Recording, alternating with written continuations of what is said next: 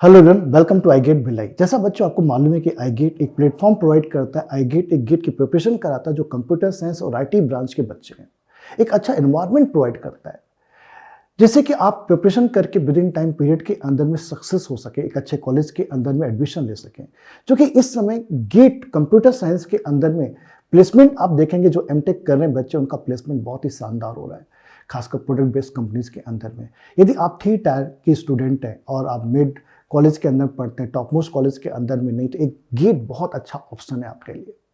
Gate वो बच्चे जो करना चाह रहे हैं और जिनके माइंड में चल रहा है कि हमें प्रिपरेशन करना है और कैसे स्टार्ट करना है, किस तरह से स्टार्ट करना है, कैसे आगे बढ़ना है गेट 2023 के लिए, वो प्लान मैं आपको आज यहाँ पर डिस्कस करूंगा। मतलब ये जो वीडियोस है बेसिकली उनके लिए जो गेट बिगनर है, जो गेट के बारे में अभी सोच रहे हैं और आगे प्रिपरेशन करना चाहते हैं। तो कंप्लीट एक इंफॉर्मेशन आपको प्रोवाइड करूंगा मैं यहाँ पर कि गेट क्यों करना चाहिए और क्या आपको बेनिफिट होने वाला है गेट के थ्रू।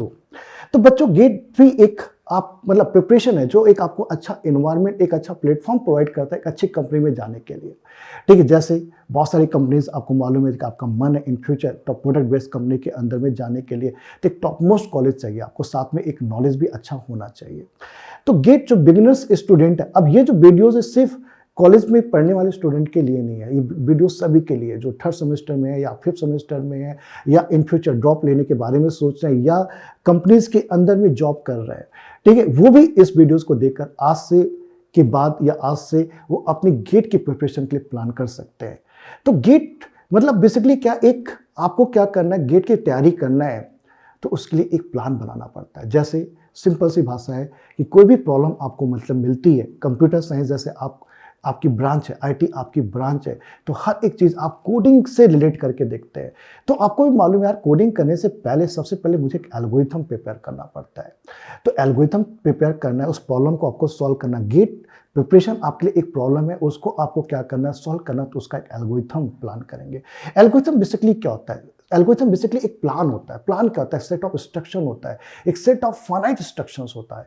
आप ऐसा कोड लिखते हैं जिसके अंदर में फाइनाइट नंबर ऑफ स्टेप्स होते हैं। इनफाइनाइट नंबर ऑफ स्टेप्स नहीं, आप जिंदगी भर गेट की तैयारी नहीं कर सकते। आपको ऐसा डिसाइड करना है कि विद इन टाइम पीरियड आपको क्या करना है, बेसिक स्टेप्स को फॉलो करते हुए आपको गेट को क्लियर करना है। तो सबसे पहला पॉइंट है कि आपको एक प्लान, एक अच्छा प्लान आपको अपने लिए क्या करना है, बनाना है। तो वो प्लान मैं यहाँ पे डिस्कस करूंगा यहाँ पर। तो सबसे पहला पॉइंट यहाँ पे होता है कि गेट, आपको सभी को मालूम है कि गेट के अंदर में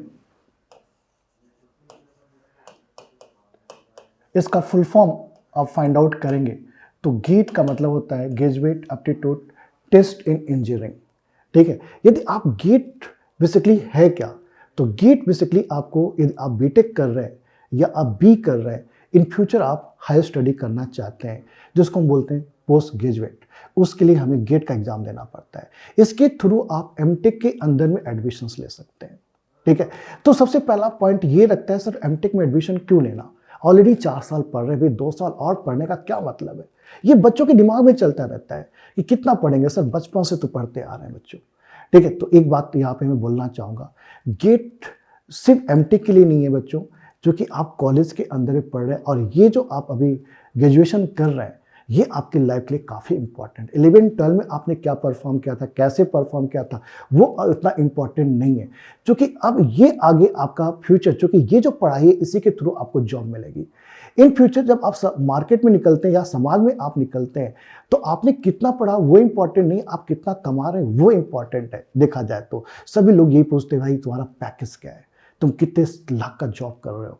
ठीक है, तो जॉब आज की डेट में कंप्यूटर साइंस और आईटी की ऐसी ब्रांच है कि जिस तरह से अभी लॉकडाउन के अंदर में निखर के आया है, इतनी ज़्यादा जॉब्स निकल के आई हैं, जॉब्स की प्रॉब्लम नहीं। आप 3 टायर कॉलेज के अंदर में भी तब भी आपको जॉब्स लग जाएगी, आपको बेसिक नॉलेज है कंप्यूटर साइंस का, तो भी आपको टीसीएस, कैपजेमिनी हो गया, आपके पास कॉग्निजेंट हो गया, बहुत सारी ऐसी कंपनीज हैं जो सर्विस बेस्ड कंपनीज हैं, वहाँ पे आपको जॉब जो 4.5 लाख का उनका बेसिक पैकेज है वो जॉब तो आपको लग ही जाएगी।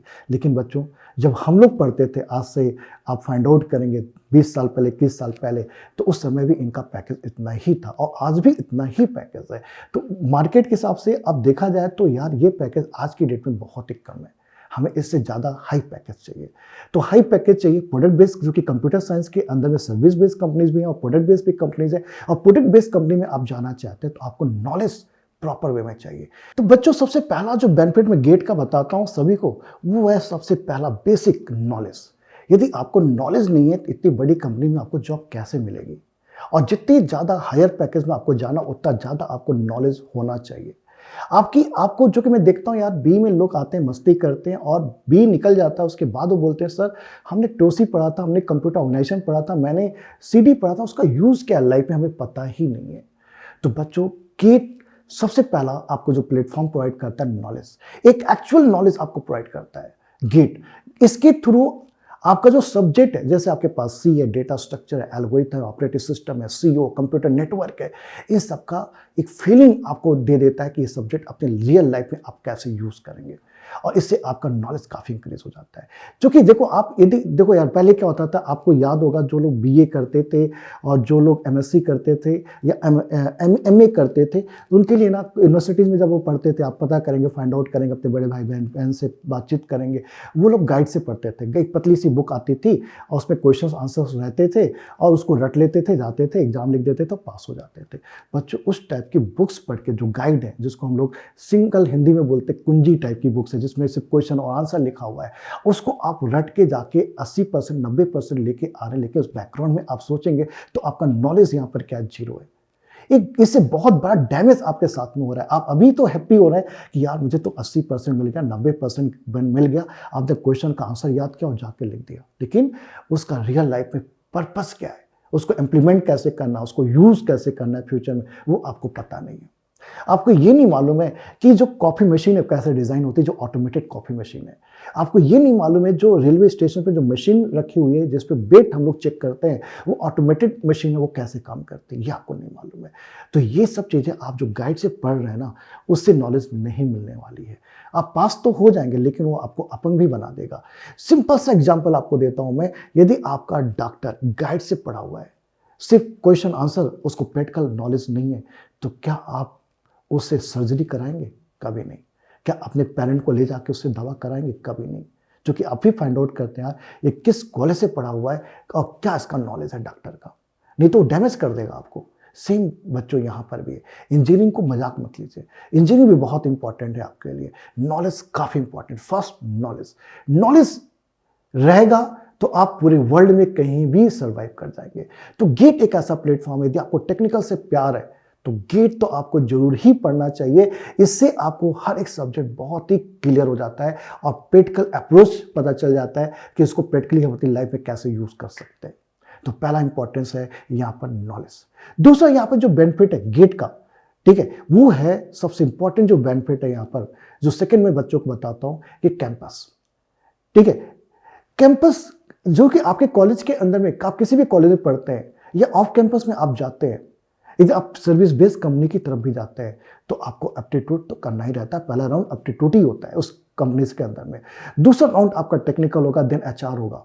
ठीक है, यदि आप गेट पढ़ते हैं और गेट पे जैसे हम लोग आई गेट के अंदर में देखते हैं, हम लोग 60 आवर की एप्टीट्यूड की क्लास बच्चे को प्रोवाइड कर देते हैं। यदि बच्चा थर्ड सेमेस्टर में है तो थर्ड सेमेस्टर में भी कवर कर लेगा, प्लस वो फिर सेमेस्टर पहुंचेगा, फिर से एप्टीट्यूड की क्लास कवर कर लेगा वो, तो उसका एप्टीट्यूड काफ़ी स्ट्रॉन्ग हो जाता है। इवन मैंने यहाँ पर देखा है बच्चों, कुछ बच्चे तो ऐसे हैं जो गेट पढ़ते हैं, गेट के सामने कैट का एग्जाम देते हैं, वहाँ पर भी जाके 80-85 परसेंटाइल लेके आते हैं। बहुत सारे बच्चे हमारे पास, जैसे सुबह जैन थी, उसका 94 परसेंटाइल था, गेट में 27 रैंक और कैट के अंदर में 94 परसेंटाइल था। तोहिना वर्मा थी, 97 परसेंटाइल था उसका कैट के अंदर में, और इसके अंदर में गेट के अंदर में 192 रैंक था, जो आईटी दिल्ली से कंप्लीट किया, अभी वो एप्पल के अंदर में है।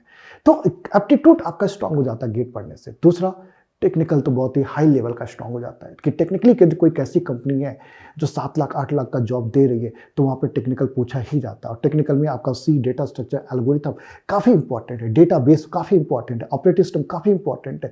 ये सारे सब्जेक्ट यहाँ पर गेट में कवर हो जाते हैं, अलग से आपको कोई और प्रिपरेशन करने की जरूरत नहीं पड़ती है। तो पहला हो गया नॉलेज, दूसरा हो गया कैंपस। मतलब गेट की तैयारी कर रहे हैं तो बाई डिफॉल्ट आपकी कैंपस की तैयारी हो जाती है। जो कि बच्चे कंफ्यूज होते हैं, सर हमें क्या कैंपस लिए अलग से कुछ करना पड़ेगा? कुछ भी नहीं करना पड़ेगा। यदि यदि आप गेट पढ़ रहे हैं तो बाय डिफॉल्ट आपकी तैयारी चल रही है।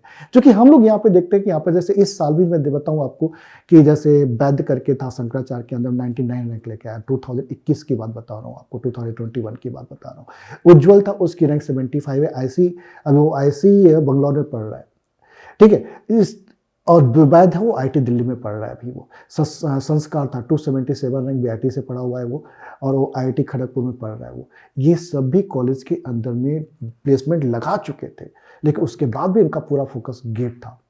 गेट इसलिए था क्योंकि गेट से एक बहुत अच्छा प्लेटफॉर्म उनको मिलने वाला है लाइफ के अंदर में, जिसके बाद वो एक अच्छी कंपनीज के अंदर में पहुंच सकते हैं। तो तीसरा जो सबसे बड़ा बेनिफिट है बच्चों कि गेट करने से, कंप्यूटर साइंस में गेट करने से, यदि आप टॉप रैंक्स लाते हैं और आप टॉप आईआईटीज या आप ट्रिपल आईआईटीज, हैदराबाद हो गया आपका, क्या बोलते हैं बंगलोर हो गया आपका, बिट्स पिलानी हो गया, बिट्स पिलानी में 3 कैंपस हैं, पिलानी, गोवा और हैदराबाद, तीनों में किसी में भी चले जाइए आप, टॉप एनआईटीज में चले, मिड एनआईटी में चले जाइए आप।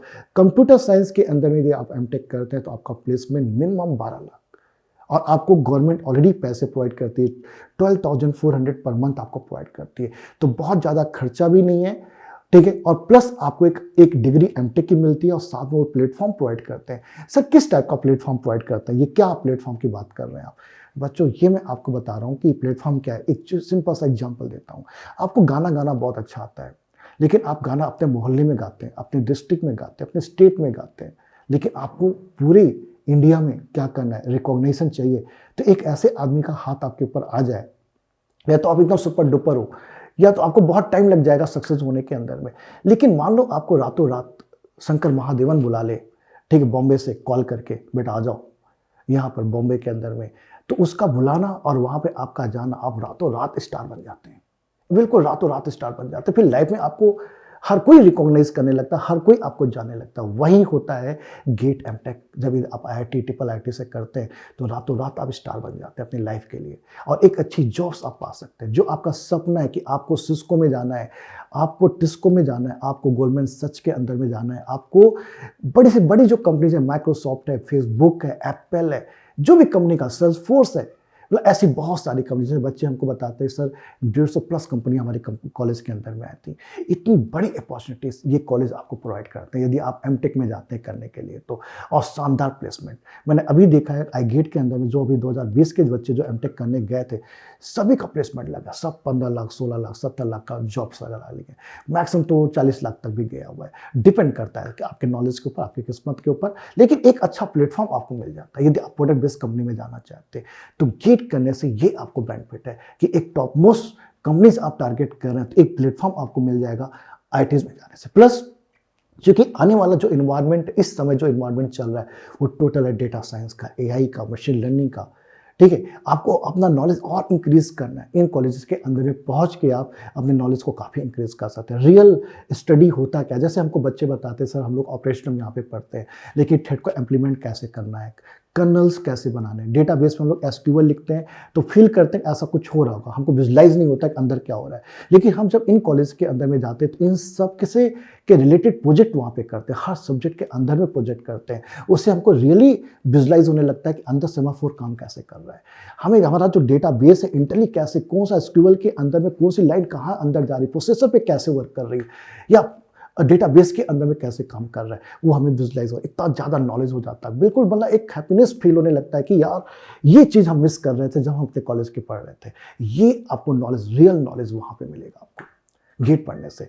और गेट के साथ एमटेक मैंने बताया, एमटेक में करने से बेनिफिट आपको गया। और सीएसआईटी जो ब्रांच है, अभी उभरती हुई ब्रांच है और खतरनाक जॉब है, इसमें जॉब की कोई कमी नहीं, बस नॉलेज आपके अंदर होना चाहिए। तो दूसरा यहाँ पे जो बेनिफिट है गेट का, बच्चों आप गेट कर रहे हैं तो आप डायरेक्ट पीएचडी में जा सकते हैं लाइफ में, कि आपको एमटेक करने का मन नहीं है तो आप पीएचडी में जा सकते हैं, आप पीएचडी कर सकते हैं। आप इवन आप गेट के थ्रू एमएस में जा सकते हैं, जो कि आईआईटी मद्रास आपको एमएस कराता है, बहुत सारे कॉलेजेस एमएस की डिग्री भी प्रोवाइड करते हैं, एमएस भी कर सकते हैं आप, ठीक है। आप पीएचडी कर सकते हैं, एमएस कर सकते हैं, आरए रिसर्च करके होता है, आप उसमें जा सकते हैं। अभी इन 2-3 सालों के अंदर में हम लोग देख रहे हैं यहाँ पर पहले एमटेक सीएस ही चलता था, लेकिन अब एमटेक एआई हर जगह पे ओपन हो रहा है, जो कि आने वाला वक्त पूरा एआई का है। तो अब एआई का मार्केट बहुत तेज़ी से बढ़ रहा है। तो आप देखिए आईआईटी है आपका हैदराबाद होगा, उसने एआई लेके आ गया। अभी बहुत सारे आईआईटीज़ के अंदर में धीरे-धीरे एआईज़ की ब्रांच ओपन हो रही है, तो सीट भी बढ़ रही है। यदि एआई में आपको कुछ करना है तो ऐसे कॉलेज के अंदर में जाइए, आपका नॉलेज वाकई सुपर हो जाएगा। तो आपको लाइफ में कभी पछताना नहीं पड़ेगा यार, ये एक बार जो आपने मेहनत किया है वो लाइफ टाइम तक आपको काम में आने वाला है। तो बिल्कुल फोकस करिए आप। तो मैंने क्या बता दिया यहाँ पर बेनिफिट, पहला नॉलेज हो गया, दूसरा आपका यहाँ पर क्या हो गया, कैंपस की तैयारी हो गई, तीसरा आपका एमटेक में जा सकते हैं, एमएस में जा सकते हैं, आरए में जा सकते हैं, एआई में जा सकते हैं और सुपर नॉलेज और एक अच्छा प्लेसमेंट पा सकते हैं। इवन अभी कुछ बच्चों का रहता है सर हमने 4 साल पढ़ लिया, अब 2 साल मुझे पढ़ने का मन नहीं है, तो बच्चों आप गेट के थ्रू आप गवर्नमेंट में जा सकते हैं, आईयूसीएल में जा सकते हैं आप, ठीक है। बहुत सारे पीएसयूज के जो होते हैं इंटरव्यूज होते हैं, जो गेट को डायरेक्टली वो क्या करते हैं वैलिड करते हैं, आपकी रैंक वहाँ पे काम आ सकती है, आप जॉब में जा सकते हैं, गवर्नमेंट जॉब की तरफ जा सकते हैं। इवन बच्चों में आपको बताऊं हर साल बार का एग्जाम होता है, आप बार का एग्जाम दे सकते हैं। बार गेट के थ्रू भी लेता है और बार गेट के बिना भी लेता है, अपना खुद के एग्जाम भी लेता है। यदि आपने गेट की तैयारी कर ली है, लाइफ में जितने भी टेक्निकल एग्जाम्स होते हैं उन सब की तैयारी अब बाय डिफॉल्ट हो चुकी है, आपको अलग से भटकने की जरूरत नहीं है, अलग से आपको मूव करने की जरूरत नहीं है। यदि आपने एक बार गेट पढ़ लिया है तो लाइफ में कोई भी एग्जाम हो टेक्निकली आप उसको फाइट कर सकते हैं, एकदम बोला आपको सुपर नॉलेज मिल जाता है गेट पढ़ने से। तो चाहे वो बार का एग्जाम हो, चाहे इसरो का एग्जाम हो, चाहे डीआरडीओ का एग्जाम हो, जैसे अभी सीएसईबी का एग्जाम निकला है यहाँ पर छत्तीसगढ़ के अंदर में, तो बच्चों में देखता हूँ अब बच्चा क्या होता है, सोचता है यार गेट की तैयारी किया होता तो अच्छा था। तो बहुत से लोग तो गिव अप कर देते हैं, गेट की तैयारी तो है नहीं, तैयारी कैसे करूंगा मैं, ठीक है। लेकिन आपको देखो बच्चों, ऐसे भी कुछ बच्चे जो ऑलरेडी तैयारी करके बैठे वो भी उस एग्जाम को फाइट करेंगे, तो आपका कंपटीशन उनके साथ भी रहेगा। तो आप अचानक से उठते हैं, अचानक से तैयारी करने के लिए आप कोचिंग की तरफ भागते हैं, तो पूरी भीड़ कोचिंग की तरफ जाती है। लेकिन आप एग्जाम से 2 या 3 महीने बचे हुए हैं, तो बच्चों आपको लगता है इतने बड़े एग्जाम को फाइट करने के लिए 2 से 3 महीने में हो पाएगा? नहीं हो पाएगा। आप अचानक से प्रिपरेशन, आपका दिमाग ओपन होता है कि हमको अचानक से प्रिपरेशन करना, एग्जाम को सिर्फ 3 महीने बचे हैं। बच्चों इससे सिर्फ कोचिंग वाले फायदा उठाते हैं, वो सिर्फ पैसे कमाते हैं आपसे अपने कोर्सेज को बेच कर, लेकिन बच्चे का फायदा नहीं होता है। रीजन जो कि ऐसे बहुत सारे बच्चे जो गेट की तैयारी कर रहे हैं वो भी इस एग्जाम में बैठने वाले हैं, तो फर्स्ट सक्सेस वही हो जाते हैं। तो बाकी जो बच्चे होते हैं, जो भीड़ पूरी तैयारी करने के लिए आई थी, वो रह जाती है। जैसे अभी यूपीपीएससी का निकला, असिस्टेंट प्रोफेसर एग्जाम का निकला हुआ है, ठीक है। अब अचानक से सीट आई तो अचानक से भीड़ आ रही है, ठीक, कोचिंग की तरफ। तो कोचिंग से पैसे मनी मेकिंग कर रहा है, कोई फायदा नहीं है आपको, क्योंकि 2 या 3 महीने बचे हैं, तो 2 या 3 महीने में सही ढंग से देखा जाए प्रिपरेशन नहीं होती। इसलिए आज से प्लान करिए, कोई भी एग्जाम 1 साल के बाद आता है तो उसकी प्रिपरेशन आज से आपके पास होनी चाहिए। इसलिए जितना अर्ली आप डिसाइड करेंगे उतना आपको बेनिफिट होगा, क्योंकि जब तक आप प्रॉपर डिसीजन, प्रॉपर प्लान नहीं बनाएंगे, आप लाइफ में सक्सेस नहीं हो सकते, सिर्फ पैसे गंवा सकते हैं और फिर बाद में पछताएंगे, यार ये नहीं हुआ, वो नहीं हुआ, वो नहीं हुआ। फिर आप बोलेंगे जनरल कैटेगरी मेरा नहीं होगा। यार यहाँ पे कितने सारे जनरल कैटेगरी के बच्चे अच्छा निकल जाते हैं चीज़ों में, सिर्फ प्रॉपर प्लानिंग के साथ। तो प्रॉपर प्लानिंग बहुत जरूरी है बच्चों यहाँ पर। तो प्रॉपर प्लानिंग करेंगे तो आप इन सारे एग्जाम्स को भी आप क्लियर कर सकते हैं। जैसे मैं आपको बताऊँ, मेरे पास एक स्टूडेंट थी, टीना बनर्जी करके, यहाँ पे लोकल कॉलेज में पढ़ती थी और उसने टीसीएस में जॉब कर रही थी वो, ठीक है। लेकिन उसका घर मन था कि छत्तीसगढ़ में वापस आके यहाँ पर मुझे जॉब करना है। तो अचानक से एक सीट निकली यहाँ पर सीजीपीएससी की, जो जीसी के अंदर में, पॉलिटेक्निक के अंदर में आप एज ए असिस्टेंट प्रोफेसर बन सकते हैं। तो 26 सीट आई थी। उस स्टूडेंट ने गेट की तैयारी करके रखी थी पहले से, ठीक, गेट में नहीं गई थी, टीसीएस में चली गई थी, गेट पे उतना अच्छा रैंक नहीं आया था। लेकिन जैसे उसको पता चला सीजीपीएससी, फिर से कॉपी निकाला, फिर से पढ़ा और सीजीपीएससी एग्जाम को क्रैक कर लिया और साथ में यहाँ पे अभी पॉलिटेक्निक कॉलेज के अंदर में आके प्रोफेसर बन गई। उस समय मेरे पास कम से कम 26 सीट के अंदर में 12 से 13 स्टूडेंट मेरे खुद के आई गेट कोचिंग के सक्सेस बच्चे अलग अलग कॉलेज के अंदर में प्रोफेसर बन गए, जो कि प्रॉपर पढ़ाई किया और प्रॉपर आके यहाँ पे स्टडी किया। उस समय ऑफलाइन चलती थी क्लासेस। तो बहुत बेनिफिट है। मैंने बताया ना, इसकी तैयारी आपने कर लिया तो आपको अलग से कुछ और प्रिपरेशन करने की जरूरत नहीं है। फिर इसके बाद देखो मैंने क्या बता दिया, ये तो आपका हो गया गेट के साथ में आप बिट्स का एग्जाम दीजिए, फिर उसके बाद आप IIIT का एग्जाम दीजिए, आप उसके बाद क्या बोलते हैं ISI कोलकाता का एग्जाम लिखिए, आप GRF का एग्जाम लिखिए, आप कोई भी एग्जाम लिखिए, उसकी प्रिपरेशन बाय डिफॉल्ट हो जाती है। इतना बेनिफिट होता है गेट पढ़ने से, ठीक है। ये हो गया आपको गेट के बारे में, जो मैंने आपको एक बेसिक बताया कि उसकी मतलब उसका बेनिफिट क्या, उसका एडवांटेज क्या है। अब देखते हैं यहाँ पर कि सर हमें गेट की प्रिपरेशन तो करनी है, लेकिन गेट के बारे में मुझे कुछ मालूम नहीं है, पता नहीं है कि गेट होता क्या है, कितने घंटे का एग्जाम होता है। तो सबसे पहला काम बच्चों आपको ये करना है, जब भी आप प्लान बना रहे हैं गेट का, तो सबसे पहले आपको प्लान बनाना है। तो प्लान के अंदर में सबसे पहला पॉइंट आपको ये करना है सभी को, ठीक है, कि जो सिलेबस है वो आपको डाउनलोड करना है। क्योंकि गेट का जो एग्जाम होता है सिलेबस के बाहर क्वेश्चंस नहीं आते, मेरे सिलेबस ही क्वेश्चंस आते हैं। तो आपको सिलेबस पे ही फोकस करना है।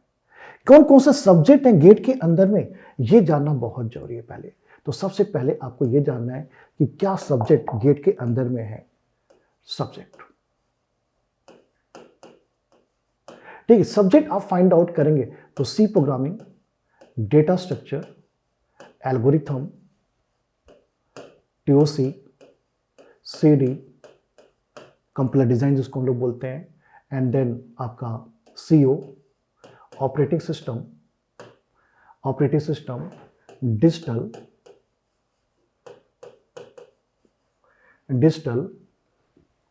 DBMS, database management system, computer network, ठीक है, मैथ्स, एक तो अपने पास जनरल मैथ्स भी आता है और एक डिस्क्रीट मैथमेटिक्स भी आता है, एंड देन एप्टीट्यूड। ये सारे सब्जेक्ट हैं गेट के अंदर में। तो 1 2 3 4 5 6 7 8 9 10 11 12 13 इतने सब्जेक्ट हैं बच्चों। ये सारे सब्जेक्ट ऑलरेडी आपके सेमेस्टर के अंदर में भी है। तो इससे फायदा क्या होता है कि जब इनकी प्रिपरेशन आप करते हैं तो आपके सेमेस्टर की एग्जाम की प्रिपरेशन भी बाय डिफॉल्ट हो जाती है एक हाई लेवल तक, और प्लस गेट की प्रिपरेशन हो जाती है। दोनों सेम ही सब्जेक्ट है, सेम सिलेबस है, कोई डिफरेंस नहीं है। तो आपका एक मन लग जाता है, चलो इसको पढ़ ही लेते हैं, मजा आ जाएगा, ठीक है। देखिए अब प्रिपरेशन कैसे करेंगे आप, कि प्रिपरेशन आपको सब्जेक्ट वाइज करना पड़ेगा। किस ऑर्डर में प्रिपरेशन आप करेंगे। आप मान लीजिए बिगिनर है तो सबसे पहला मैं बच्चों को बोलता हूं कि फर्स्ट जो आपको स्टार्ट करना है वो सी से स्टार्ट करिए। सी कंप्लीट करने के बाद डेटा स्ट्रक्चर, और डेटा स्ट्रक्चर कंप्लीट करने के बाद एल्गोरिथम, इसी ऑर्डर में प्रिपेयर करिए आप, ठीक है। सेकेंड जो पॉइंट आपको यहां पे बताता हूं बच्चों को, कि बच्चों मान लीजिए आपको आपके लोअर सेमेस्टर में, तो लोअर सेमेस्टर में सब्जेक्ट होता है डिजिटल करिए आप। आफ्टर डिजिटल कंप्यूटर ऑर्गेनाइजेशन करिए आप, उसके बाद ऑपरेटिंग सिस्टम करिए आप। हार्डवेयर जान गए तो देन सॉफ्टवेयर, ऑपरेटिंग सिस्टम कैसे काम करता है हार्डवेयर पे, उसके बारे में पढ़िए, मजा आ जाएगा आपको, ठीक है। उसके बाद थर्ड जो आपको लेना है, यहां पर थर्ड आपको जो सब्जेक्ट उठाना है, यहां पर आप टीओसी ले सकते हैं थर्ड पॉइंट पर, और टीओसी कवर करने के बाद कंपाइलर डिजाइन ले सकते हैं आप। नेक्स्ट जो सब्जेक्ट आपको यहां पे लेना है, फोर्थ पॉइंट पे जो लेना है आपको, तो फोर्थ पॉइंट आप ले सकते हैं यहां पर DBMS, database management system, DBMS, ठीक है। नेक्स्ट आप जा सकते हैं यहां पर मैथ्स,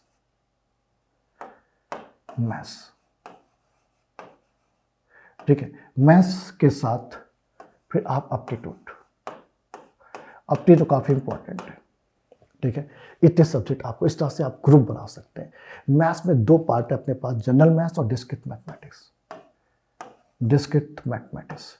जनरल मैथ्स में सिर्फ तीन ही टॉपिक्स हैं अपने पास, मैट्रिक्स है, कैलकुलस है एंड प्रोबेबिलिटी है, और डिस्क्रीट मैथमेटिक्स डीएमएस, ये आपके पास सब्जेक्ट है।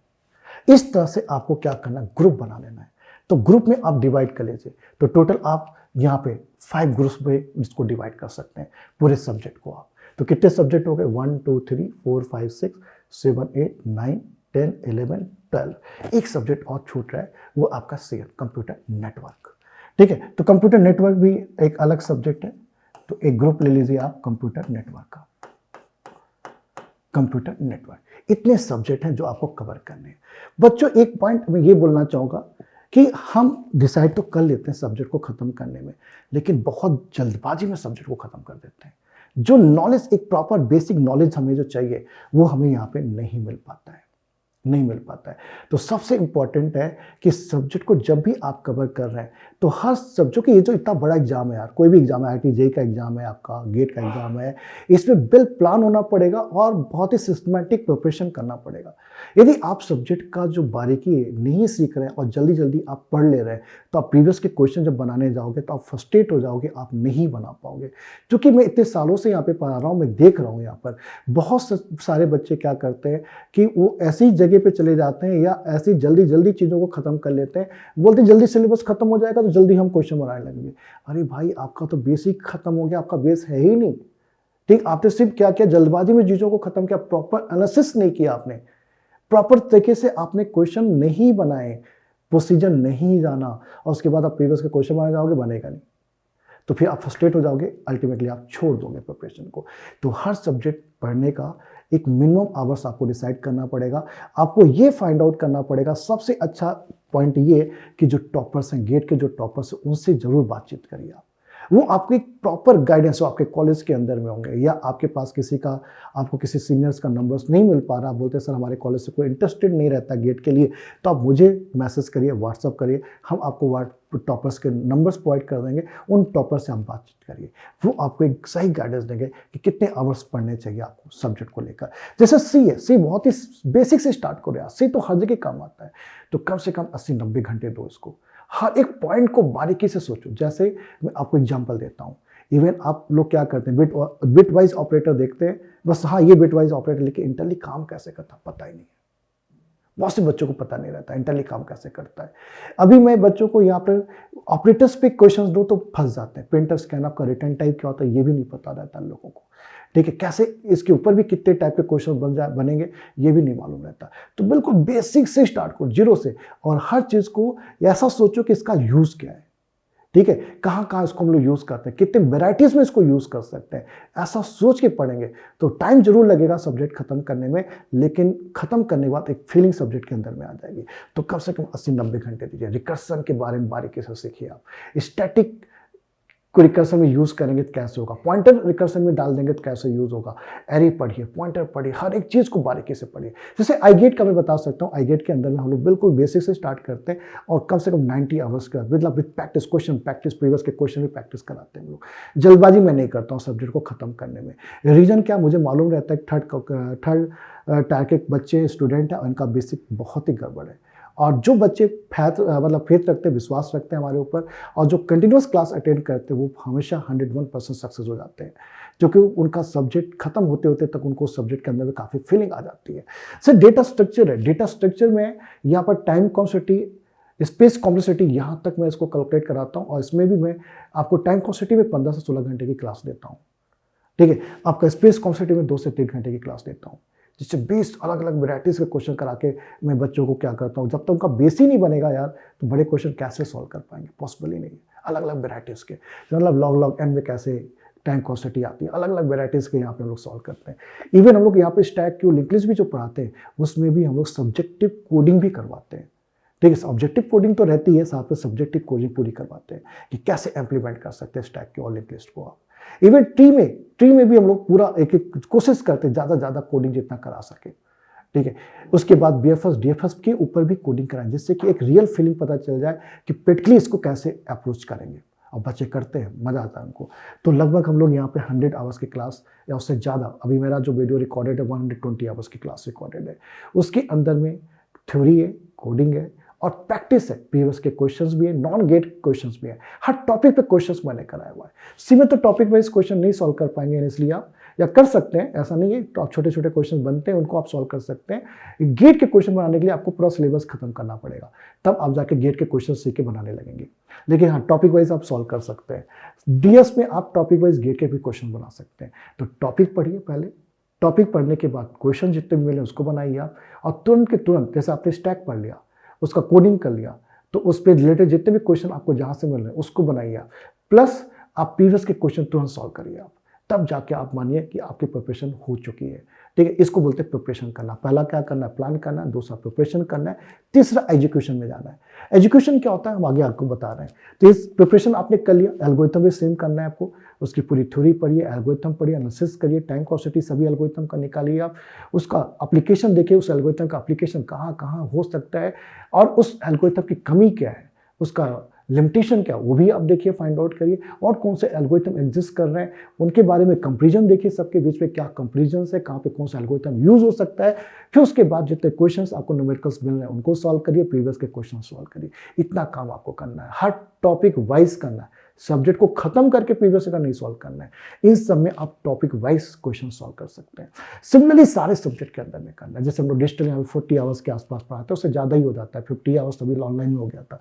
सीओ शानदार सब्जेक्ट है, ठीक है। यहाँ पर हम लोग इसको 100, अभी जो वीडियो रिकॉर्डेड है 160 आवर का है। सर इतना ज़्यादा क्या कराए हो, हर टॉपिक पे 20-20, 25-25 क्वेश्चन अलग अलग वेराइटीज़ के कराएं, जिससे कि बच्चा फंसे ना, ठीक है। लगभग चूंकि ये सब्जेक्ट से लोगों को डर लगता है, पढ़ते समय लोग तो 20 घंटे भी खत्म कर देते हैं। ऐसे बहुत सारे लोग हैं जो बोलते हैं 20 घंटे मेरे यहाँ तो खत्म हो गया, सर इन्होंने 20 घंटे खत्म कर दिया। नहीं होता प्रिपरेशन 20 घंटे में, 30 घंटे में, 40 घंटे प्रिपरेशन नहीं होता है। मतलब आप कुछ ना कुछ मिस कर चुके हैं और आपसे पेयर्स के क्वेश्चंस नहीं बनेंगे या बहुत ज़्यादा टाइम लगेंगे आपको बनाने में। तो इसके अंदर में हमने थ्योरीज कराया है, थ्योरी के साथ पे वहाँ पे हर एक टॉपिक पे न्यूमेरिकल्स कराया है। फिर गेट के क्वेश्चन भी मैंने डिस्कस किया हुआ हर टॉपिक के ऊपर, तो जिससे कि बच्चे की प्रिपरेशन 100% हो जाए। फिर उसके बाद ऑपरेशनल में भी सेम कहानी है, इसमें भी मैंने 100 आवर्स के आसपास पढ़ाया, हर एक चीज़ बारीकी से डिस्कस किया है।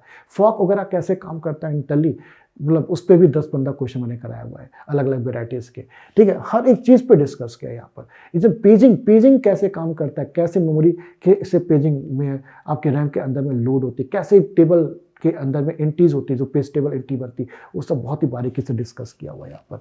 तो आपको इसमें मतलब आपको हर सब्जेक्ट के अंदर में कम से कम 80-90 घंटे मिनिमम आपको देना पड़ेगा, और आपको हर टॉपिक्स के अंदर में आपको प्रीवियस के क्वेश्चन सॉल्व करने पड़ेंगे। यदि आप प्रीवियस क्वेश्चन नहीं सॉल्व किए हैं, सिर्फ आपने बोला सब्जेक्ट खत्म हो गया, तो ये मैं मानूंगा कि आपकी प्रिपरेशन सिर्फ 10% है, बाकी आपके प्रिपरेशन नहीं है। क्योंकि जब आपका रियल आपको फीलिंग तभी आएगी, रियल आपको पता तभी चलेगा जब आप प्रीवियस के क्वेश्चंस बनाएंगे और देखेंगे। बहुत टाइम में ऐसा होगा कि आप सोल्यूशन देख के भी नहीं समझ पाएंगे कहाँ से इसका सोल्यूशन आ गया है। तो जब ये सब चीज़ें आपको फीलिंग होने लगे कि आप सोल्यूशन देख के भी आपको समझ में आ रहा है कि मैंने यहाँ पे मिस कर दिया, यहाँ पे मैं नहीं सोच पाया, तब आप समझ लीजिए कि आपके प्रिपरेशन ठीक है। मतलब आपको समझ में आ रही है चीज़ें, मतलब आपने थ्योरीज पढ़ रखी है, लेकिन आपने थ्योरीज नहीं पढ़ी है या आपने उस अप्रोच के क्वेश्चन सॉल्व नहीं किए हैं, तो फिर आपको मुश्किल जाएगा यहाँ पर। यदि आप 3 टायर के कॉलेज के, कुछ बच्चे ऐसे रहते हैं जो एकदम उनका बेस बहुत अच्छा रहता है, तो वो लोग सीधा प्रीवियस के क्वेश्चन सॉल्व करेंगे, अलग की बात है। लेकिन आप 3 टायर के हैं तो आपका बेस अच्छा नहीं है, तो आपको बिल्कुल स्टार्टिंग से लेकर लास्ट तक जाना पड़ेगा। आप अपने सीनियर्स के नोट्स भी ले सकते हैं, उनसे नोट्स लेके भी देख सकते हैं, पढ़ सकते हैं कि किस तरह से हमें यहाँ पे पढ़ना चाहिए। हर सब्जेक्ट के अंदर में आपको ऐसे ही करना है, ठीक है। ट्यूसी में भी आपको टॉपिक वाइज, ट्यूसी में हर टॉपिक पे, इसको भी हम लोगों ने यहाँ पर 100 आवर्स के आसपास पढ़ाया है। 60 छोटा सब्जेक्ट है, 40 आवर्स में खत्म हो जाता है, 40-45 आवर्स में। डीबीएमएस 60 आवर या 70 आवर्स के आसपास यहाँ पे पढ़ाया गया है। कंप्यूटर नेटवर्क 100 आवर्स के आसपास में। डीएमएस 100 आवर्स के आसपास है, चूँकि यहाँ पे हमने हर टॉपिक पे बारीकी से क्वेश्चन करा के रखे हुए हैं, ठीक है। आपका जनरल मैथ्स यहाँ पर लगभग 50 आवर्स के आसपास का है, अप टू 60 आवर के आसपास का है। इतना टाइम आपको देना पड़ेगा तभी। अब मतलब जल्दबाजी मत करिए, जल्दबाजी करेंगे तो गड़बड़ कर देंगे आप, ठीक है। अब ये आपको डिसाइड करना है कि सर ये सब्जेक्ट हमें कब किस मंथ से स्टार्ट करना चाहिए और कैसे पढ़ना चाहिए, उसके लिए क्या प्लान होना चाहिए। 1 by 1 सब्जेक्ट पढ़ना चाहिए, तो ये सब्जेक्ट का तो एक ऑर्डर है, इसी ऑर्डर में पढ़ना चाहिए। लेकिन मैं आपको बताऊँ यहाँ पर, यदि आप पढ़ना चाहते हैं तो आप ये कर सकते हैं कि आप जैसे मान लीजिए जनवरी से स्टार्ट करते हैं कि सर हमको जनवरी से स्टार्ट करना है, तो जनवरी, फरवरी एंड मार्च 3 महीने आप इसको रख सकते हैं, जिसके अंदर में आप अपना नोट्स प्रॉपर्ली बना लेंगे, प्रीवियस के क्वेश्चन भी आप प्रॉपर्ली सॉल्व कर लेंगे। 3 महीने में इसको आप कवर कर लेते हैं तो भी कोई बुराई नहीं है, ठीक है। सिमिलरली अब इसको भी आप रख सकते हैं, कैसे रख सकते हैं, देखो मान लीजिए आपका मॉर्निंग का टाइम डिसाइड कर लो, यार मुझे सी डेटा स्ट्रक्चर एल्गोरिथम पढ़ना है, और इवनिंग का टाइम आप डिसाइड कर सकते हो कि मुझे डिजिटल सीओ ऑपरेटिंग सिस्टम खत्म करना है। इसको भी आप 3 महीने दे सकते हैं, ये दोनों को पैरेलल चल सकते हैं आप, ठीक है। और पैरेलल चलेंगे तो फायदा होगा, मन लगा रहेगा आपका, ठीक है। मार्च तक जा सकते हैं आप, ठीक है।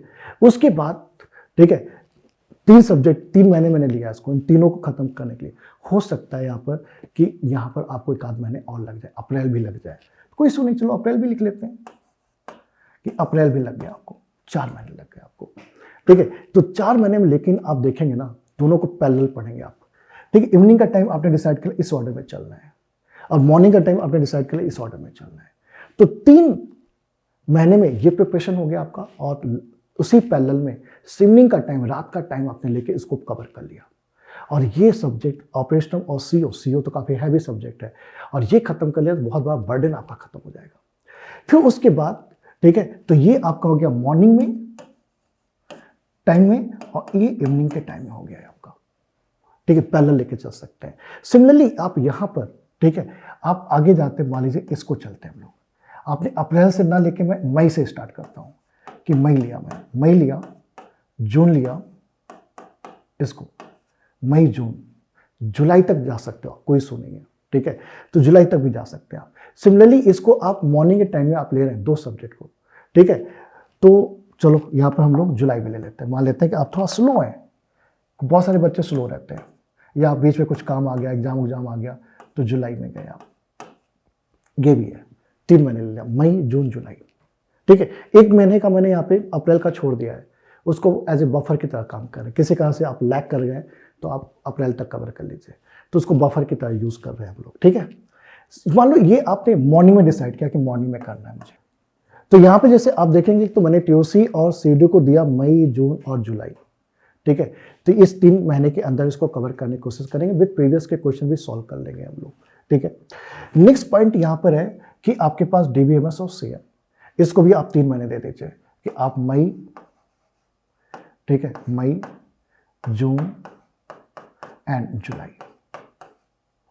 ठीक है, इसको ले लिया आपने 3 महीने तक, ये दोनों को आप कवर करेंगे, और ये टाइमिंग आपने डिसाइड कर लिया इवनिंग में करेंगे। पैरेलल में तो चलना पड़ेगा, पैरेलल में तो चलना पड़ेगा आपको। ठीक है, तो ये हो गया आपके इवनिंग के लिए प्लानिंग। ठीक है, और ये हो गया आपका मॉर्निंग के लिए प्लानिंग। तो देखा जाए यहाँ पर, फिर उसके बाद आता है मैथ्स और एप्टीट्यूड। मैथ्स और एप्टीट्यूड, ठीक है, वैसे आप चाहो तो बीच में भी रख सकते हैं, आप कभी भी बीच का टाइम निकाल सकते हैं। तो नाइट में 1 घंटे डेली एप्टीट्यूड किया, 1 घंटे आपने डेली मैथ्स किया, आपने ऐसा भी कर सकते हैं आप।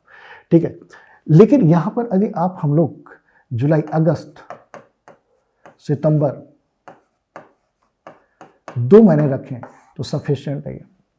तो आप देखेंगे ना, लगभग आपके सब्जेक्ट कवर हो रहे हैं, और कुछ बफर में भी टाइम बच रहे हैं आपके पास। लेकिन यहाँ पर कंसिस्टेंसी बहुत इंपॉर्टेंट है। कंसिस्टेंसी के साथ प्रिपरेशन करेंगे तभी आप इनको कवर कर पाएंगे, नहीं तो मुश्किल हो जाता है। ठीक है, फिर आप अधूरा तैयारी करोगे, अधूरे से तो भाई गेट नहीं निकलता, मैं लिख के दे रहा हूँ। इसलिए आप फाइंड आउट करेंगे, मैक्सिमम लोग का फेल होने का रीज़न यही रहता है कि कंसिस्टेंसी मेंटेन नहीं कर पाते। एक हार्डवर्क तो करना पड़ेगा आपको, कंसिस्टेंसी बहुत जरूरी, रेगुलर बहुत जरूरी। भले आप एक दिन कम पढ़ाई करो, एक दिन ज़्यादा कर लो, चलेगा, उससे कोई दिक्कत नहीं है, लेकिन छोड़ो मत, लगे रहो। यदि आप अगस्त और सितंबर तक इसको भी कवर कर लेते हैं, ठीक है, तो इससे फायदा क्या, उसके बेनिफिट क्या होगा। चलो 1 महीने और भी आप बफर में रख सकते हैं, अक्टूबर। किसी कारण से कहीं पर भी आप लैग कर गए तो 1 महीने मैंने बीच में रख दिया अप्रैल, और दूसरा महीने मैंने यहाँ पे रख दिया अक्टूबर। अक्टूबर भी आप बीच में रख सकते हैं, एक बफर की तरह काम करेगा ये कहीं किसी सब्जेक्ट में आप लैग कर गए हो तो अक्टूबर भी आप जा सकते हो। और 3-3 महीने बहुत होता है भाई सब्जेक्ट को कवर करने के लिए, बस पैरेलल चलना पड़ेगा, ये आपको ध्यान रखना है। ठीक है, तो आप अगस्त और सितंबर में खत्म कर लेंगे, आपके पास बफर में 2 महीने हैं, एक अप्रैल है और एक अक्टूबर है। किसी कारण से आप कहीं पर लैग कर गए, कुछ सब्जेक्ट आपके मिस हो गए, तो वहां पर भी आप कवर कर सकते हैं। तो हमारा टारगेट क्या, गेट 2023, गेट कौन सा टारगेट है, 2023। तो प्लान बन गया अपना, एजुकेशन अब करेंगे हम लोग। एजुकेशन ये प्रिपरेशन है, अभी आपने जो किया है प्रिपरेशन किया है, सिर्फ प्रिपरेशन किया है कि आपने थ्योरी बनाया, आपने नोट्स बनाया, आपने शॉर्ट नोट्स बनाया, आपने न्यूमेरिकल सॉल्व किए, कहीं के बुकलेट से किए, कहीं के साइट से किए आपने, या गेट के प्रीवियस के क्वेश्चन सॉल्व किए। ठीक है, तो ये आपका प्रिपरेशन अभी चल रहा है, एजुकेशन नहीं चल रहा। एजुकेशन का मतलब होता है कि जब आप टेस्ट सीरीज स्टार्ट करेंगे कि आपने जो प्रिपरेशन किया वाकई यार हमको बनता है कि नहीं बनता है। तो पहला आपको टारगेट करना है कि आपका जो सिलेबस है, यदि आप जनवरी से स्टार्ट कर रहे हैं, चाहे आप कॉलेज गोइंग स्टूडेंट हो या आप 3rd में या 5th सेमेस्टर में, चूंकि 3rd सेमेस्टर का बच्चा भी अब 2023 को लिख सकता है, जो कि 6th सेमेस्टर में लिख सकता है, वो 5th सेमेस्टर को तो लिखना ही है, क्योंकि वो 7th सेमेस्टर में पहुंच जाएंगे। मोरोवर जियो का कहानी रहेगा उनके लिए, और जो कंपनीज में उनको भी 23 में लिखना है, जो ड्रॉप लेने वाले उनको भी लेना है। तो लेट नहीं करना है भाई प्रिपरेशन को, जितना ज़्यादा लेट करोगे उतना कम टाइम मिलेगा, उतना कम एनालिसिस करोगे उतना फेल होने का चांस ज़्यादा रहेगा। जितना जल्दी स्टार्ट करोगे उतना आपको बेनिफिट होगा, सीधी सी बात है। ठीक है, तो जनवरी से कोशिश करो अक्टूबर तक आपका सिलेबस कवर हो जाए। क्योंकि हम लोग आई गेट के अंदर में भी मेरा ये टारगेट रहता है, किसी भी हालत में आप, किसी भी हालत का मतलब ये नहीं कि बिना पढ़ा के हर एक चीज़ को प्रॉपर एनालिसिस करा के जनवरी से अक्टूबर तक कोर्स खत्म हो जाए। ठीक है, बहुत जल्दी भी खत्म नहीं करते, बहुत जल्दी खत्म हो रहा है, कहीं ना कहीं मैं चोरी कर रहा हूँ, या तो मैं सब्जेक्ट को प्रॉपरली नहीं पढ़ा रहा हूँ, या तो मैं, मतलब बहुत सारे लोग ऐसा बोलते हैं सर वहाँ तो 4 घंटे महीने में खत्म हो गया, 5। भाई खत्म करना अलग चीज़ है, कुछ लोग तो सीईओ को 35 घंटे में खत्म कर देते हैं, लेकिन सब्जेक्ट की जो फीलिंग रहती है ना वो नहीं आती है, क्वेश्चंस नहीं बनते हैं। ठीक है, मेरे पास से बहुत सारे बच्चे अभी पढ़ रहे हैं, मैं आपको नंबर शेयर कर सकता हूँ, बता सकता हूँ, जो दूसरी कोचिंग में ज्वाइन किए तो अभी हमारे पास रीज्वाइन किया, दोबारा पैसे देके पढ़ रहे हैं वो लोग। रीजन कि यार देखो वहाँ का शेड्यूल देखो आप, 25 घंटे 30 घंटे 40 घंटे, अरे पॉसिबल ही नहीं यार। वही बच्चा निकाल सकता है जिसका बच्चे का बेस पहले से काफ़ी स्ट्रांग है।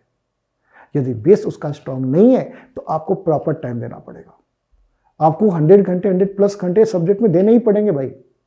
कोई ये बोलता है 3 महीने में गेट निकाल लोगे आप, हर कोई नहीं निकाल सकता है, कुछ लोग निकाल सकते हैं, हर कोई नहीं निकाल सकता है। यदि आप 3 टायर के स्टूडेंट हैं तो अपनी कमजोरी को पहचानो और कमजोरी के हिसाब से अपनी प्रिपरेशन के लिए क्या करो, प्लान करो आप। ठीक है, तो आपका टारगेट ये होना चाहिए प्रॉपर एनालिसिस के साथ और प्रॉपर प्रीवियस के क्वेश्चन को सॉल्व करके आप अपने सिलेबस को प्रॉपर नोट्स के साथ आप अपना अक्टूबर तक कोर्स खत्म कर देंगे। टेस्ट कब से स्टार्ट करना, अब हम एजुकेशन में आएंगे। तो पहला क्या हो गया, प्लान, कि किस ऑर्डर में हम सब्जेक्ट को क्या करेंगे, यहाँ पर कंप्लीट करेंगे। और दूसरा हो गया यहाँ पर कैसे प्रिपरेशन करें मंथ वाइज, वो मैंने बता दिया। ये आपके प्रिपरेशन खत्म हो गए, मान लिया अक्टूबर तक आपने कोर्स खत्म कर लिया, तो नेक्स्ट एजुकेशन, जो सब्जेक्ट आप पढ़ रहे हैं, जो आप प्रैक्टिस कर रहे हैं, क्या आपसे बन रहा है, तो उसके लिए एक ही माध्यम है भाई, वो माध्यम है टेस्ट। यदि आप टेस्ट नहीं देते हैं तो आपकी प्रिपरेशन 100% हुई नहीं। सिर्फ सब्जेक्ट पढ़ने से, ठीक है, सिर्फ प्रीवियस के क्वेश्चन सॉल्व करने से प्रिपरेशन नहीं होती है। मतलब ये जो आप मान के चलिए, मैं तो अपने स्टूडेंट को ये बोलता हूँ भाई, ये जो आपने सिलेबस कवर किया, आपने प्रीवियस के क्वेश्चन सॉल्व किया, आपने जो प्रैक्टिस किया क्वेश्चंस को अलग अलग प्लेसेस से, अलग अलग जगह से या बुकलेट से, ये जो प्रिपरेशन है सिर्फ आपकी 60% है। जैसे आप कोडिंग में देखो ना यार, आप कोडिंग करते हैं, फिर कंपाइल करते हैं, एरर्स देखते हैं क्या एरर्स हैं, आप फिर उसके बाद रन करते हैं। सिमिलरली यहाँ पर भी है, आपने प्लान किया, प्लान करने के बाद आपने देखा कि हमारा प्रिपरेशन 100% हुआ नहीं, तो 100% एक्चुअल प्रिपरेशन नहीं था, 60-70 ही ले सकते हो, ठीक है। उसके बाद जो रिमेनिंग होता है प्रिपरेशन यहाँ से होता है, टेस्ट से। मतलब ये आपको 40% प्रिपेयर करता है, आपके माइंड को क्या करता है, आपको एग्जाम देने के लिए क्या करता है, तैयार करता है, ठीक है। तब ये एजुकेशन है, ये आपका, इसको आप एजुकेशन बोलेंगे। अब आप एजुकेशन कर रहे हैं, टेस्ट के थ्रू जो आपने सीखा था उसको यहाँ पे इम्प्लीमेंट कर रहे हैं, अलग अलग जगह से चीज़ें जो आ रही हैं उनको क्या कर रहे हैं, आप कंबाइन कर रहे हैं, उनको आप असेंबल कर रहे हैं क्वेश्चन को सॉल्व करने के लिए, ठीक है। और यहाँ पर भी ऐसी बहुत सी चीज़ें रहेंगी, हो सकता है जो आप नहीं पढ़े हो, आपसे छूट गया हो, तो यहाँ से पता चलेगा कि कौन सा पोर्सन आपका वीक है, कहाँ पे आपका एनालिसिस कम है, वो पार्ट आपको यहाँ से स्ट्रॉन्ग होगा। हो सकता है कुछ का शॉर्टकट्स यहाँ से, तो आपके पास जो मंथ बचेंगे, आगे जो मंथ बचेंगे, तो टेस्ट आप जुलाई से स्टार्ट कर सकते हैं। सर जुलाई से कैसे स्टार्ट कर सकते हैं? अरे बेटा, आपका सी खत्म हो गया, डेटा स्ट्रक्चर खत्म हो गया, एल्गोरिथम खत्म कर लिया आपने डिजिटल खत्म कर लिया है, ठीक है, आपने सीओ खत्म कर लिया, आपने ऑपरेटिंग सिस्टम खत्म कर लिया, इनका टेस्ट आप जुलाई से देना स्टार्ट कर दो, ठीक है। जैसे जैसे आगे बढ़ोगे तो अगस्त, देखो यहाँ पर आप लोग ये 6 सब्जेक्ट आपने कवर कर लिए हैं अप्रैल तक, मैं तो जुलाई में बोल रहा हूँ आपको टेस्ट देने के लिए, जुलाई स्टार्ट करो, वैसे जून से कर दो और अच्छी बात है, ठीक है। आप जुलाई से भी स्टार्ट कर दो, कोई दिक्कत नहीं है, ठीक। जितना अर्ली स्टार्ट करेंगे उतना आपको बेनिफिट होगा, सीधी सी बात है, ठीक। उसके बाद टीओसी सीडी भी आपका मई जून जुलाई ये भी कवर हो जाएगा, तो भाई साहब फिर उसके बाद आप अगस्त में जाइए, बाकी सब्जेक्ट प्लस उसके बाद 1 by 1 सब्जेक्ट आप देते जाइए, सब्जेक्ट वाइज टेस्ट दीजिए आप, टॉपिक वाइज, सबसे पहले टॉपिक वाइज टेस्ट दीजिए, देन आप सब्जेक्ट वाइज टेस्ट दीजिए, और टारगेट करिए आप लोग कि आपका जो टेस्ट है, ठीक है, नवंबर तक, जुलाई से नवंबर तक, ठीक है, टॉपिक वाइज कवर हो जाना चाहिए, सब्जेक्ट वाइज कवर हो जाना चाहिए। और आपके पास जो दिसंबर आता है, 1 दिसंबर से, ठीक है, 1 दिसंबर से आप मॉक टेस्ट में चले जाइए, मॉक टेस्ट की आप क्या करिए, प्रिपरेशन करिए, मॉक टेस्ट की प्रिपरेशन करिए आप लोग, ठीक है। इससे जब आप मॉक टेस्ट दोगे, धीरे धीरे आपके नंबर्स धीरे धीरे बढ़ेंगे, इंक्रीज होंगे, ठीक है। कितने मॉक टेस्ट देने चाहिए? कम से कम आप 30 मॉक टेस्ट तो लिखोगे। उससे ज़्यादा लिखते हैं तो अच्छी बात है, कुछ लोग 50-50 भी लिखते हैं, 60 भी लिखते हैं, कुछ लोग 100 भी लिखते हैं।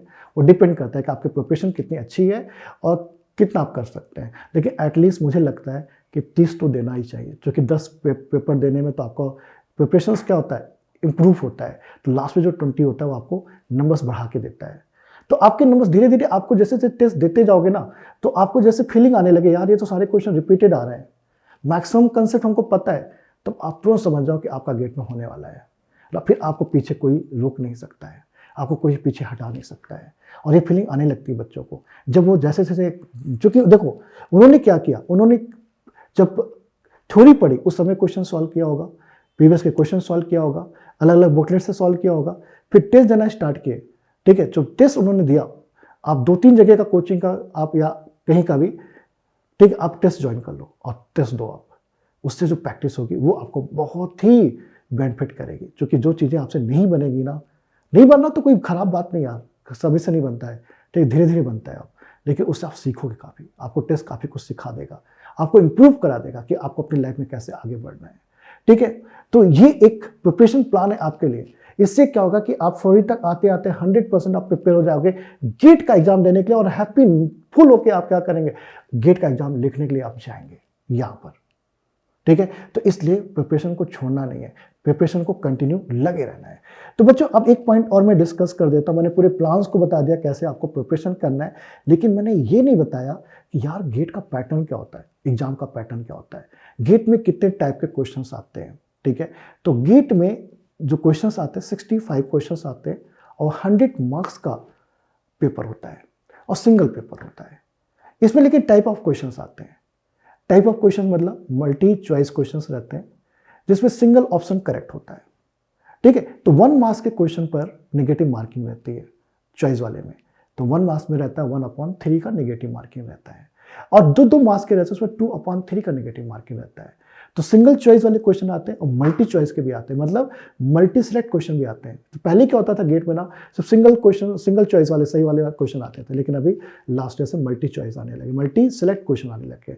कि मल्टी सिलेक्ट का मतलब हो गया मल्टीपल ऑप्शन सही हो सकते हैं। हाँ, मल्टीपल ऑप्शन में बेनिफिट ये, ठीक है, कि आपको नेगेटिव मार्किंग नहीं है। कैसे कहाँ से आपका क्वेश्चन गलत हो गया, ठीक है, तो आपको नेगेटिव मार्किंग नहीं मिलेगी। हाँ, लेकिन आपका एक ऑप्शन सही है, दूसरा ऑप्शन गलत नहीं दिया आपने, गलत है, ठीक है, तो आपको नंबर्स, पार्शियल नंबर यहाँ पे नहीं मिलते हैं। तो नेगेटिव मार्किंग यहाँ पर क्या बताया, सिंगल चॉइस क्वेश्चन रहेंगे और मल्टी सिलेक्ट क्वेश्चन रहेंगे, और एक होता है एनईटी, ठीक है, जिसमें ऑप्शन ही नहीं रहेगा, न्यूमेरिक क्वेश्चन रहेंगे, ठीक है। न्यूमेरिकल आंसर आपको देना, जैसे मान लीजिए आपको कुछ पूछा गया है, उसका 10 + 5 15 होता है, 15 आपको वर्चुअल कीबोर्ड के थ्रू इंटर करना है, उसमें भी नेगेटिव मार्किंग नहीं होती है। तो 2 में नेगेटिव मार्किंग नहीं होती है, किसमें, मल्टी सिलेक्ट क्वेश्चन में एंड किसमें, न्यूमेरिकल आंसर क्वेश्चन में, उसमें मल्टीपल, इसके अंदर में नेगेटिव मार्किंग नहीं होती। बाकी जो क्वेश्चंस आते हैं उसमें नेगेटिव मार्किंग रहती है, ठीक है, मल्टी सिलेक्ट में नहीं रहती और न्यूमेरिकल आंसर क्वेश्चन में नहीं रहती। क्लियर पॉइंट यहाँ पे। तो ये चीज़ आपको ध्यान रखना है यहाँ पर। तो ये पैटर्न है। तो 100 मार्क्स का पेपर है, 65 क्वेश्चन है, ठीक है। सर आईटीज पहुंचने के लिए हमें कितना मार्क्स लाना पड़ेगा, ठीक है, तो वो कैटेगरीज पे भी डिपेंड करता है। यदि आप जनरल कैटेगरी में हैं और आप 70+ मार्क्स लेके आ रहे हैं तो आपकी रैंक 100 के आसपास रहेगी या 100 के अंदर में आ जाएगी, ठीक है। उसमें आपको पूरा चांस है आईटीज बनने का, मतलब आपको यहाँ पे 90% लाने की जरूरत नहीं है। यदि आप 70+ मार्क्स भी लाते हैं तो आपको एक अच्छा कॉलेज मिल जाएगा, ये 100% है। सर बहुत अच्छा नहीं कर पाया सर, तो मान लो मैं 50 मार्क्स ला पाया तो क्या होगा। यदि आप 50 मार्क्स लेके भी आए तो भी, यदि आप 50 to 53 मार्क्स लेके आते हैं तो आपको मैं ज़्यादा चांसेस रहता है IIT बंगलौर मिलने का। जनरल कैटेगरी की बात कर रहा हूँ मैं, बाकी कैटेगरीज में तो और कम मार्क्स लाएंगे तो हो जाता है, ठीक है। तो कितना आता है मैं बता देता हूँ अभी थोड़ी देर में, आपको कैटेगरीज का भी एक्सप्लेन कर देता हूँ। अभी जनरल की बात कर रहा हूँ मैं, ठीक है। तो इतना मार्क्स आप लेंगे तो IIT बंगलौर में हो जाएगा। IIT बंगलौर भी बहुत अच्छा कॉलेज है। फिर अलग से और भी एग्जाम्स होते हैं, उन एग्जाम को फाइट कर सकते हैं, उनमें भी जा सकते हैं। यदि कोई स्टूडेंट और नंबर कम लाया तो NITs वगैरह में भी हो जाता है, मिड NITs वगैरह में हो जाता है। टॉप NIT में जाना है जनरल कैटेगरी तो अच्छे रैंक्स लाने पड़ेंगे, 1000 के अंदर में जाना पड़ेगा। तो अब मैं बताता हूँ आपको, ये जनरल कैटेगरी में है और आपको IITs ही जाना है तो 300 के अंदर में रैंक लेके आना है। ओबीसी कैटेगरी के हैं तो 900, 800, 900 रैंक भी लाएंगे तो भी आईटीज आपको मिल जाएगा। लेकिन आप एससी एसटी है तो आप 2000 रैंक भी लाएंगे तो भी आपको आईआईटी बंगलौर मिल जाएगा। ठीक, आईटीज बॉम्बे मिल जाएगा आपको 3000 रैंक के अंदर में। ठीक है, मतलब 5000 के आसपास भी रैंक आप अंदर ला दिए तो भी आपको आईटीज मिल जाएगा, ये कन्फर्म है। ठीक है, तो इतना बेनिफिट है, तो इस बेनिफिट को देखते हुए आप लोग प्रिपरेशन करिए। और ऐसा नहीं है कि ये आप जनरल कैटेगरी है तो बहुत ज़्यादा कंपटीशन तो है, लेकिन ये नहीं बोलूँगा बहुत ज़्यादा कंपटीशन गेट में नहीं है। क्यों नहीं है बताता हूँ आपको। अब लोगों का क्वेश्चन रहता है सर ये बताइए गेट तो ऑलरेडी बहुत टफ एग्जाम है, सबके माइंड में रहता ही है, इससे बहुत टफेस्ट एग्जाम है, कैसे निकलेगा ये। तो बच्चों ये मैं बता दूँ आपको, गेट के प्रिपरेशन आप देखेंगे कंप्यूटर साइंस के अंदर बहुत कम लोग करते हैं। रीज़न क्या है, आज की डेट में कंप्यूटर साइंस के अंदर में जॉब बहुत है और लोग कॉलेज में एंजॉय करने के लिए मूड से आते हैं कि हमको भैया एंजॉय करना है 4 साल, उनका फ्यूचर बाद में देखेंगे यार क्या करना है, अभी तो 4 साल एंजॉय करना है, तो बहुत पढ़ लिया 11 12 तक, घर वालों ने मार मार के बहुत पढ़ाया है, अब 4 साल घर वाले देख नहीं रहे हैं, कॉल घर के बाहर है, बस अब एंजॉय करना है अपने को। उनके माइंड सेट ही ऐसा रहता है। और जॉब तो लगी जाएगी यार, CS ब्रांच लिया थोड़ा बहुत पढ़ लूँगा, जॉब तो 3 लाख 4 लाख की रखी हुई है, वहाँ तो मिल ही जाएगा, कुछ नहीं होगा। तो इस माइंडसेट से लोग प्रिपरेशन करते ही नहीं है। दूसरा, गेट जो कंप्यूटर साइंस है बच्चों, जो आईटीज के बीटेक के बच्चे वो लोग नहीं लिखते हैं, क्योंकि उनका प्लेसमेंट ऑलरेडी बहुत अच्छा लग जाता है। टॉप एनआईटीज के बच्चे इस एग्जाम को नहीं लिखते हैं। जो ट्रिपल आईटी बंगलौर में पढ़ रहे होंगे, हैदराबाद में पढ़ रहे होंगे, ब्रिट्स में पढ़ रहे होंगे, वो लोग इस सेगमेंट में आते ही नहीं है। तो अल्टीमेटली आपका कंपटीशन किन लोगों के साथ में, थ्री टायर जो कॉलेज के अंदर में स्टूडेंट है उन्हीं के बीच में। मतलब आप फाइंड आउट करोगे, हो सकता है इसमें आपको बैठेंगे 1 लाख लोग, लेकिन मुझे लगता है कि ये जो कंपटीशन है मैक्सिमम से मैक्सिमम 5000 स्टूडेंट के बीच में, क्योंकि 5000 स्टूडेंट ही हैं जो अच्छे से प्रिपरेशन करते होंगे, बाकी सब टाइम पास करते हैं। ठीक है, तो चूंकि कंप्यूटर साइंस में आप कोचिंग भी फाइंड आउट करोगे तो हर जगह आपको कोचिंग भी नहीं मिलेगी, लिमिटेड जगह पे आपको कोचिंग्स मिलेंगी। कुछ ही लोग होंगे जो अच्छा पढ़ा रहे होंगे, अच्छा रिजल्ट प्रोड्यूस कर रहे होंगे, बाकी तो टाइम पास चल रहा होगा। ठीक है, तो आप रिजल्ट फाइंड आउट करिए। तो रिजल्ट फाइंड आउट करेंगे तो आपको कुछ ही कोचिंग का, कुछ ही लोगों का दिखेगा, बाकी नहीं दिखेगा। या और लेकिन सेल्फ स्टडी बहुत इंपॉर्टेंट बच्चों, जब तक आप सेल्फ स्टडी नहीं करेंगे तो आप किसी भी कोचिंग में जाइए, कोई फायदा आपको नहीं मिलेगा। ठीक है, तो सेल्फ स्टडी भी आपको करना पड़ेगा, चाहे आप कहीं भी पढ़िए आप। ठीक है, मतलब गाइडेंस, कोचिंग में आपको एक गाइडेंस मिलेगा, आपका एक ये हो सकता है कि आपका जो मतलब आप खुद से पढ़ रहे हैं, कोई चीज़ आपको 5-6 घंटे देना पड़ रहा है, वो यहाँ पे 2 घंटे में हो जाएगा, 1 घंटे में हो जाएगा, टाइम रिड्यूस हो सकता है, कंसिस्टेंसी आपकी मेंटेन होती रहेगी यहाँ पर, क्योंकि आपको मालूम है क्लास छोड़ गए तो फिर सर दोबारा नहीं पढ़ाएंगे या हमको रिकॉर्डेड वीडियो से देखने पड़ेंगे। तो वो सब चीज़ें से एक मतलब डिसिप्लिन में रह कर, यदि आप डिसिप्लिन में हैं तो आपको 101% फ़ायदा मिलेगा। तो सर ऑफलाइन में आना चाहिए, अब कुछ बच्चों का रहता है कि ऑफलाइन में आना चाहिए कि ऑनलाइन में आना चाहिए। तो बच्चों अभी तो हर चीज़ डिजिटल चल रही है, तो आप ऑनलाइन क्लासेस पढ़िए या ऑफलाइन। जैसे मैं अपने आईगेट का बता सकता हूँ कि हम लोग जो कंटेंट ऑफलाइन में देते हैं सेम का सेम कंटेंट ऑनलाइन में देते हैं, और यही रीज़न है कि ऑनलाइन में हमारा रिजल्ट आने का। जैसे बात मिसाल देखिए, आपने बताया जोशी ने ज्वाइन कर लिया, ठीक है, गौरव बिहार से थे, इलेक्ट्रॉनिक्स ब्रांच के थे, वो NIT त्रिची ज्वाइन कर लिया। ठीक है, मनस्वी घोष सिलीगुड़ी की थी, अभी IISc कोलकाता। उर्मित बॉम्बे का था, IISc कोलकाता, उन्होंने ISI कोलकाता ज्वाइन कर लिया उन्होंने। तो गेट में जो ऑनलाइन में मेरे पास बच्चे पढ़े थे उनके भी रिजल्ट अब दिखने लगे हैं, और ऑफलाइन में तो हर साल आता ही था। तो अभी दोनों ऑप्शंस है, क्योंकि हम लोग उस तरह से नहीं करते कि ऑनलाइन में कम पढ़ाओ और ऑफलाइन में ज़्यादा पढ़ाओ, दोनों में सेम कंटेंट। नहीं विश्वास होता तो ऑफलाइन आके आप पढ़ लीजिए, फिर आप मेरे वीडियोस देख लीजिए तो आपको विश्वास हो जाएगा। आप फीडबैक ले सकते हैं लोगों के साथ, मैं आपको नंबर शेयर कर सकता हूँ, आप उससे बातचीत कर सकते हैं। कुछ बच्चों का रहता है सर कॉलेज की लाइफ, मतलब कॉलेज का एग्ज़ाम और गेट का एग्ज़ाम कैसे, तो मैंने पहले ही बोल दिया यार, ये जो गेट के सिलेबस है ना ऑलरेडी आपके सेमेस्टर के अंदर में, यदि आप प्रॉपर पढ़ाई कर रहे हैं तो गेट जो आपका कॉलेज का एग्ज़ाम है ना उसका जो बर्डन है ऑटोमेटिक रिड्यूस हो जाएगा, काफ़ी कम हो जाएगा। आपको लगे अच्छा कि यार गेट की तैयारी कर लिया, बहुत बेनिफिट मिलेगा आपको। और आपका एक बार इंटरेस्ट जग गया किसी चीज़ में ना, सब्जेक्ट आपको समझ में आने लगा, तो आपको बार बार मोटिवेट करने की ज़रूरत नहीं है। इस तरह से आप अपना खुद का कंप्लीट प्लान बना सकते हैं। फिर भी आपको लगता है कुछ और गाइडेंस आपको चाहिए तो आप मुझे व्हाट्सअप करिए, हम आपको और भी guidance free of cost provide करेंगे। ऑल द बेस्ट, लगे रहिए।